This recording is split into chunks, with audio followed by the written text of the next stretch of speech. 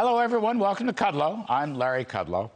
Well, folks, I know headlines everywhere calling the September jobs employment report dismal and showing people don't want to work, gloom and doom, all because the top line number was a lousy number. It was 300,000 below consensus expectations. So I'm reading and seeing dismal, gloom, and doom. People don't want to work, the government doesn't want to work, et cetera, et cetera. Now, hate to say this, but I have a totally different take, and it's not politically correct, I suppose, from a conservative viewpoint, but actually, I'm going to say it was a solid jobs report. That's right. May not have been the best jobs report in history, but it was pretty strong. The key point here, overlooked by so many people, and I don't know why, private sector jobs rose 317,000. Remember private sector jobs? They're the most important jobs. And by the by, upward revisions to private jobs in July and August came to over 100,000. So actually, private jobs rising about 414,000 with revisions were just about on target with the consensus estimates. And that's, by the way, why the stock market didn't react very much. Last I looked, it was down just a smidge. Now, it was government jobs, and especially government public school jobs, that crashed in this report. Now, this has to do with crazy seasonal adjustment problems, which couldn't possibly keep up with various pandemic-related school closings or openings or closings or openings around the country. But I don't care. I'm interested always in free enterprise capitalism, which is much better than big government socialism. And one way to track the health of the free enterprise system is private employment, which is doing pretty well, thank you very much. And it showed up in today's report. And sometimes, folks, you have to be empirical and objective, not political, in your economic analysis. And I'm sorry that so many commentators were not. Now, you know what? There's other good stuff in this report besides private jobs. For example, household employment, which is mainly driven by small businesses, and that is where the unemployment rate derives. Household employment was up 526,000. That's a big number. It's a very big number. And because of that, the unemployment rate declined again from 5.2 to 4.8%. That's very important. And the so-called underemployment rate, which is called U6 and covers even more ground, well, that thing dropped from 8.8 to 8.5%. And then the employment to population ratio edged up from 58.5 to 58.7%. Now, that's too low, granted, but a year ago it was only 56.6%. So it's moving in the right direction. It ain't fab, but it's good. And then there's more on the report.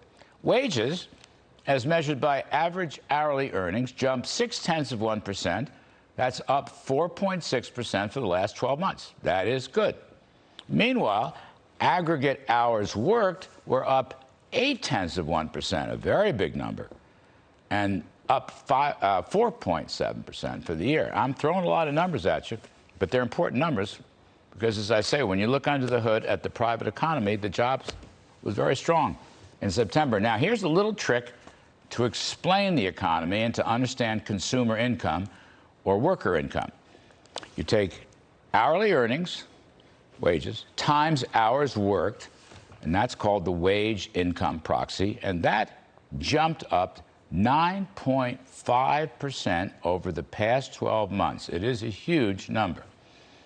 And I'm delighted that wages are going up, delighted to help the blue-collar middle-class workforce. And by the way, they're earning their wage increases because the productivity rate is also rising nicely. Now, the inflation rate for the consumer price deflator is up 4.3% for the year ended in August, and the consumer price index is up 5.3%. So you can see rising wages at 9.5% are outstripping inflation, despite what nearly all commentators continue to say. Now, don't get me wrong, the inflation rate is way too high. I grant you that. I don't want 4% inflation. I don't want 5% inflation. And the Fed should stop financing the government's bad spending and borrowing habits. In fact, the Fed should end its quantitative easing, because if they don't, the inflation rate's going to go even higher. But having said all that, I maintain wages are strong, and that's a good thing. Now, here's a hint about the future job reports. In the last 2 weeks alone, and this from my friend Ed Hyman, continuing jobs claims, that comes out Thursday, have plunged by 7 million people. 7 million. An enormous decline. You can see it with that chart. Claims have been coming down for a long time, but just look at the lower right side. They've just plunged in the last 2 weeks, and I think mainly because the federal unemployment plus-up, that ended the first week of September. And of course, benefits matter. You know, just look at this chart. And if you stop paying people not to work, guess what? They'll come back to work. And I think in the next few weeks, you're going to see a larger workforce, more people coming to work, and more people will get these jobs. It may take a couple of months to play out, but it shows the potential for some very big job gains in the next few months. Now, on all this, two final thoughts. I know I'm being very contrarian this evening, but I'm trying to give you the truth. Even though third quarter GDP is going to be very soft, you know, probably 1 to 2%, perhaps from the Delta breakout, a breakout, by the way, that is now rolling over and coming back down. But the economy is much stronger than folks think. Just like today's top-line jobs number, the labor story is much stronger than folks think. But here's my second point, and I think it's a more important one. In this economy, perhaps any economy, but in this economy, we do not need $6 trillion in additional spending, quote-unquote, stimulus. Now, that will undoubtedly raise the inflation rate, which is a tax on the middle class. And we don't need multi-trillion tax hikes that will throw a wet blanket over the Trump-induced pandemic recovery. Higher taxes and inflation are a double tax on the middle class, and we don't need a Green New Deal that has already belittled America's primacy in world energy markets. Nat gas, home heating oil, crude oil, gasoline, all way too expensive because of Biden energy policies that have reversed Trump's energy independence. And we do not need an entitlement welfare state, which would, in fact, damage jobs by paying folks not to work. Joe Manchin is right. We need means testing, we need time limits, and we need workfare requirements. And we do not need another dollar of entitlement welfare spending. Not another dollar. We do not need to embark on the European model. So the moral of my story is my jobs take is frankly more accurate, more interesting than probably anything you've heard or read so far today. It is empirical. It is not political.